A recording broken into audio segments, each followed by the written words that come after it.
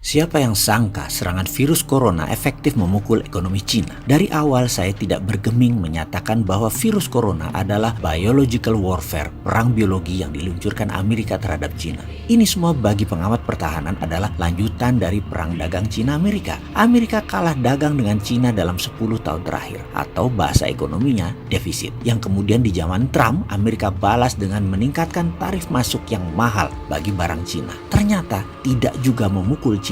Kemudian Cina melemahkan yuannya sedikit sebagai counternya. Lalu apa yang dilakukan Amerika? US juga melemahkan nilai dolarnya. Namun sekali lagi, itu tidak memukul ekonomi Cina. Lalu dilanjutkan dengan serangan terhadap Huawei yang mau menguasai jaringan 5G. Di mana kalau Cina menguasai 5G, maka berakibat kekuatan ekonomi Amerika berkurang hingga 7% atau lebih dari 900 billion dolar per tahunnya. Apa yang terjadi? Akhirnya Cina mengalah. 5G mulai ketemu titik temunya. Namun masih Amerika versi Trump kurang puas. Trump ingin 2 kali menjadi commander in chief di Amerika. Maka digebrak lagi dengan serangan yang melumpuhkan ekonomi Cina, virus corona. Sebagai catatan, perang dagang adalah awal perang militer. Itu saya ulang berkali-kali. Kalau perang dagang menang, perang militer tidak berlanjut. Namun kalau belum menang-menang juga, pasti diserang lagi. Dan salah satunya adalah coronavirus ini. Ini adalah war tool. Ini adalah alat perang selanjutnya. Sebagai unsur melindungi segenap tumpah darah Indonesia, maka penanganan virus corona di Indonesia seharusnya pemimpinnya, garda terdepannya adalah Kementerian Pertahanan. Di bawahnya, Menteri Luar Negeri, Menteri Dalam Negeri, Menteri Kesehatan, dan Menteri Sosial. Ini harusnya mendapatkan perhatian super